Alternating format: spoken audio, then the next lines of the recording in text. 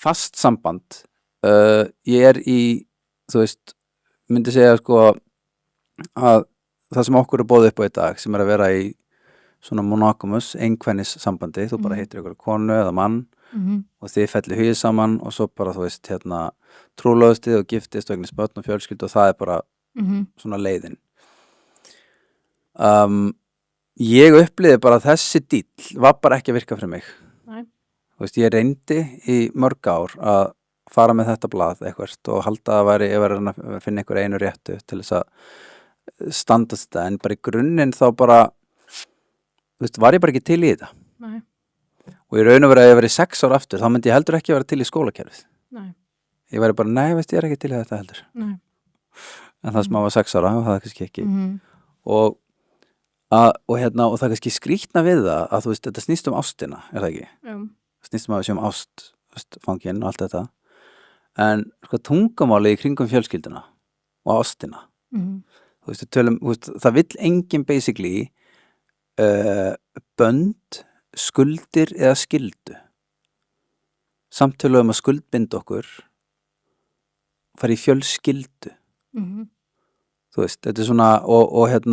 vera sko fangi, ástfangin þú veist, þetta allt svona fangi, skuld skylda, skuldbundin þú veist,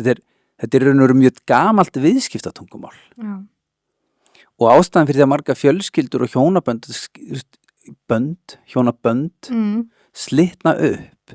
að því að við erum skyldug til einhvers sem að ekki, þú veist, ást ekki skylda Nei. og það vill enginn vera skuldbund, þú veist, skyldugur til að elska það því að þú getum ekki verið skyldug til að elska, það er frjálst val þannig að, þú veist, ég þurfti bara svolítið að horfast í augu við það bara þessi díll að, þú veist, skuldbinda mig og fara í fjölskyldu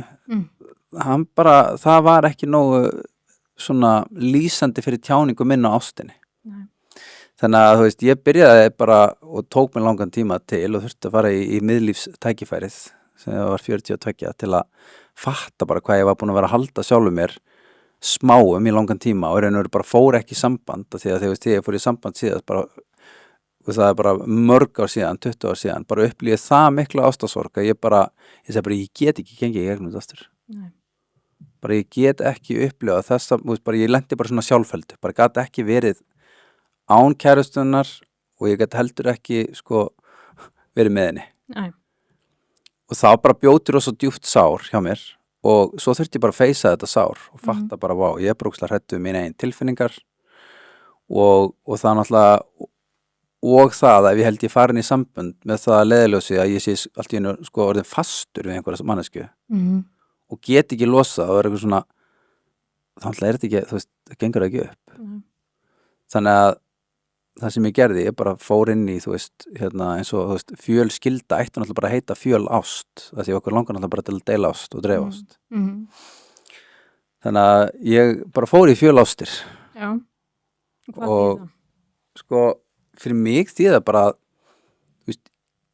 ég sækist bara í að vera með fólki sem að bara kveikir í mér hver skipti bara svo, þú veist, ræður þú til dæmis hvernig langar til að hringja í yfir daginn ræður því Já, hvernig ræður því bara, þú veist, langar að heyri þessu og hringi hann. Já, hvernig kemur hugmyndin